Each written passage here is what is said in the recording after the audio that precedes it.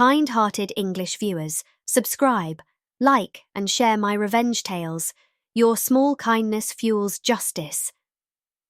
Today's story is messy, loud, and very satisfying.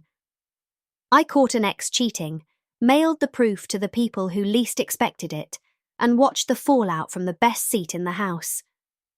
Grab something to drink. This one's a slow burn masterpiece. Most of the time when you catch a cheater, you don't get a front row seat to the drama that follows. Lucky me, I did. He was in the army, deployed, and thinking he was clever. I had our messages, our calls, every breadcrumb. So I printed them, I mailed them, and I sat back while his life unspooled. Want to know exactly how I did it? Let's go. If you love justice served cold, hit like and subscribe. And tell me in the comments, would you have mailed the proof, posted it, or confronted him face to face? I want to hear your take. Now, the story. I need you to picture it. Small town, predictable routines, everyone thinking they know everyone else's business. My ex, call him Darren, was the kind of guy who wore his uniform with a swagger. He enlisted young, did well, and when he told people he was steady, they believed him. We had dated seriously once and broken up. Life moved on, or so I thought. Then, months later, he started messaging me again. Not casual, flirtatious, personal, late-night check-ins about training, rambling about missing home, cute little wish-you-were-here lines. For reasons that make no sense in hindsight, I let it happen. It felt like being wanted again. A dangerous, intoxicating feeling. We talked for months, calls, emails, texts. The tone was domestic at times. We talked like people getting back together. I knew his routines, his humour, his way of signing off. I also had access, because he'd used my laptop before and left a browser logged in. Old mistake. That mistake is what gave me the receipts. One afternoon, when I swung by his mum's house, purely to drop a polite gift because I was on okay terms with her, I noticed a new car in the driveway. A bridesmaidish note scrolled across my mind, but I shrugged it off. People get married, move on, call it progress. I left the gift on the porch and went home. A couple days later, a letter arrived, angry, short, and brutal. Darren's mum had written me to say I was causing trouble and had called me a whore, the old sort of moral outrage that hurts more when it's absurd. She accused me of sleeping with her son before marriage. The thing is, he never mentioned a wife. He never said he'd been seeing anyone. I felt the rug pulled from under me. When I asked him, crickets. I knew something was off, but I didn't yet know how delicious this would get. That new car gnawed at me. A few days later, I drove by and saw "Just Married" written across the back window, glitter pens and all. The sticker was an announcement in broad daylight. He wasn't just seeing someone. He'd been married. Apparently, the new wife was living at his mum's place. That's when a plan began to shape itself. Not about revenge the way people imagine. Not about shouting in a bar or smashing plates, but about exposure. The kind of exposure you can't fix with a tidy apology. I'd made the rookie mistake of allowing my access to his email on my laptop. Back then, security wasn't as tight, and he'd left his session open. I logged in and found what all cheaters forget: the trail. Messages, call logs, late-night planning, flirtatious emails. The proof was there, unsent and unprotected. I printed everything. Prints were important. Digital files can be dismissed as fabricated, but stacks of paper, highlighted lines, timestamps and phone records, those are tactile. They make people squirm. I included everything: screenshots, PDFs, call logs, dates, times, the exact phrases he'd used. I didn't embellish. I didn't editorialize. Facts are surgical. Lies are messy. I kept it surgical. Next bit of theatre. I didn't know his mother's full name, and I didn't want to get dragged into an online shouting match. I wanted the people closest to him, the ones who would read my words and feel their world tilt, to have the receipts, cold and undeniable. So I decided to mail them.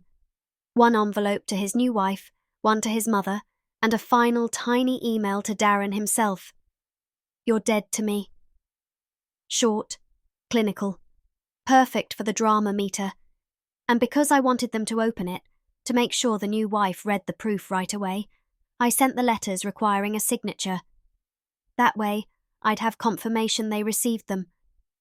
I'm not proud of the thrill that gave me, but you'll understand. This wasn't about humiliation for humiliation's sake. It was about exposing hypocrisy, the kind of moral sanctimony Darren's mum served up in her letter, and giving the wife the truth before Darren could spin it. The plan was 3 steps. Print all messages, emails, and call logs. Highlight the lines that matter. Make a neat stack, labelled by date. Attach a brief cover note explaining what the documents are. Mail the packets as registered post to ensure the recipients received them and to get that delivery confirmation. Not to revel in pain, but to hold him accountable and to let his own apologetic scrambling be seen. I wanted the truth to be the first thing his wife heard, not his excuses. I kept everything tight. No social posts, no leaking, no anonymous tip-offs, just paper, mailed, and the delicious certainty of postman-read stamps. I mailed the packets and sat back. We've all done the thing where we press send and immediately regret it. But not this time. This time I felt a calm I hadn't felt in months. Within days, I started to see movement. The wife received her packet and, according to the read receipts I'd arranged, she opened it. Then the fun began. Her reaction wasn't cinematic at first. It was raw and immediate behind the scenes. While they were on their honeymoon, yes, they were literally honeymooning, she apparently found that he had sneaked away to get ice and instead called me. The call logs I'd included showed it. The call timestamp mid-honeymoon, the messages back and forth. The bravery of that moment, someone confronting their new spouse with proof, I can't explain.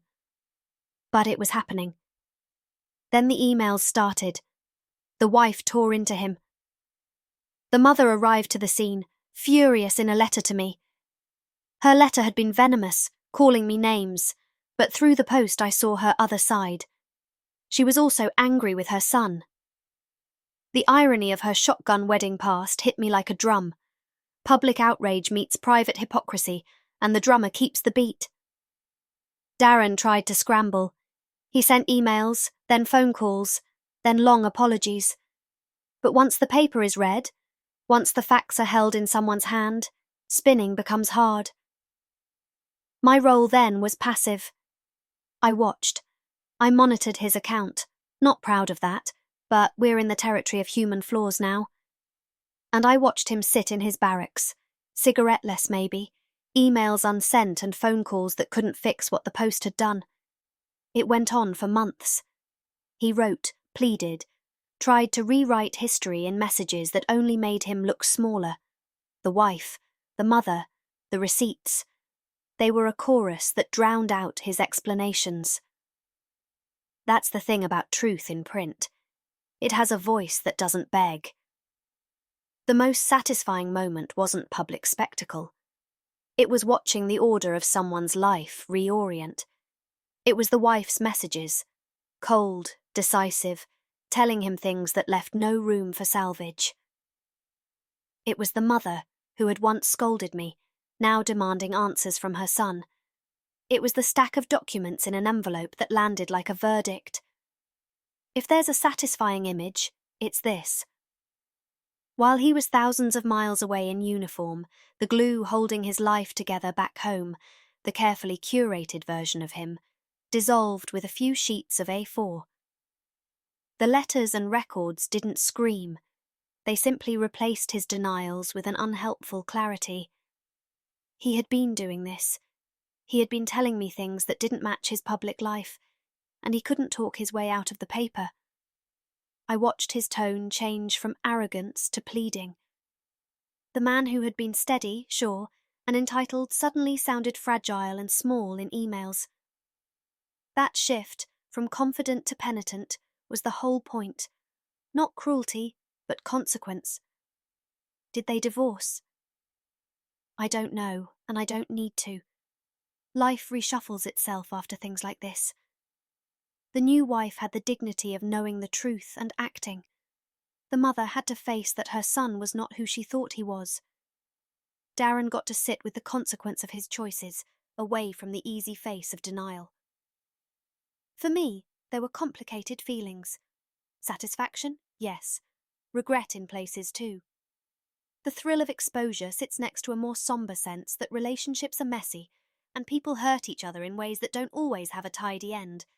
But I'd be lying if I said I didn't enjoy watching accountability arrive in the mail. The lesson? If you're going to cheat, expect that your digital crumbs will become paper arrows. And for anyone thinking about dragging someone else's name through mud, remember that truth, once printed, is stubborn. Revenge isn't always dramatic. Sometimes it's quiet and methodical. Facts, patience, and timing. I didn't smash windows or yell in public. I mailed truth. And watching a lie unravel from the inside, that felt like